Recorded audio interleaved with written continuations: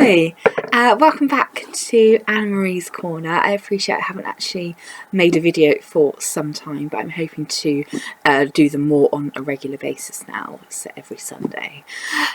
What I'd like to really talk about over the next couple of weeks is the Harry Potter series. I was such a fan growing up since I was a teenager.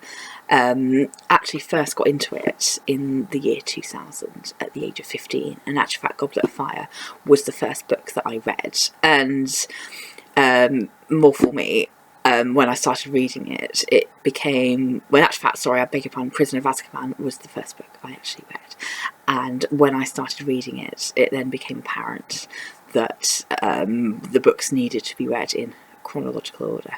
So I got to the end of the third one, and then I went back and I read the first one, and then the second one, and then the fourth one, all in the course of about 6 months, and then spent an agonising 3 years waiting for the next book to come out, which is The Order of the Phoenix. So I thought, as I said, for the next couple of weeks, I just really want the focus to be discussing the Harry Potter series, the themes, the motifs, and the cultural impact that it has had. I would, as it is my favourite book, and it's the book that started it all for me, I would like to talk about The Prisoner of Azkaban. So, of course, published in 1999. You can see my copy here. This is the special edition, not actually signed by J.K. Rowling, regrettably, but the special edition of the book, which I'm very fond of. So I'll talk a bit about sort of the context. So again, published in 1999, and this was third book in the series, and it marked quite a significant time for J.K. Rowling.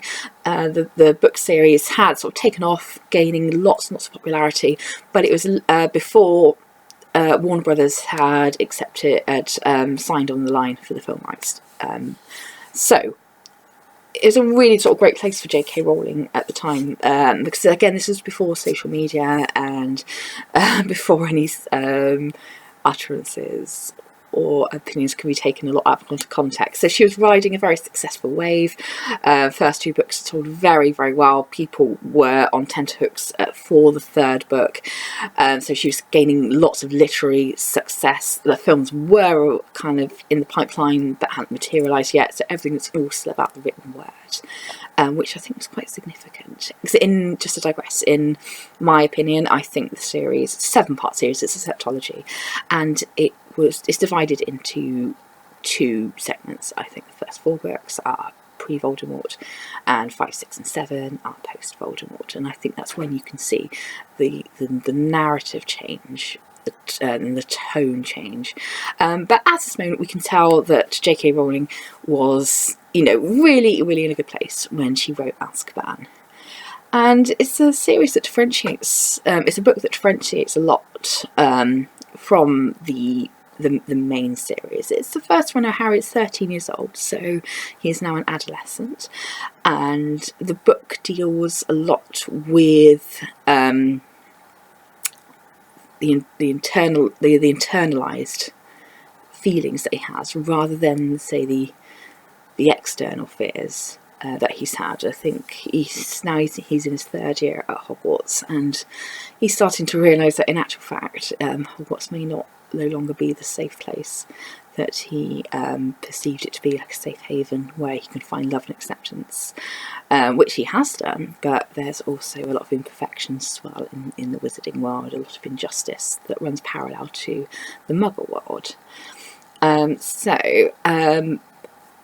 I will be spending time dissecting the chapters and going through the themes, the symbolisms of the novel as the videos progress.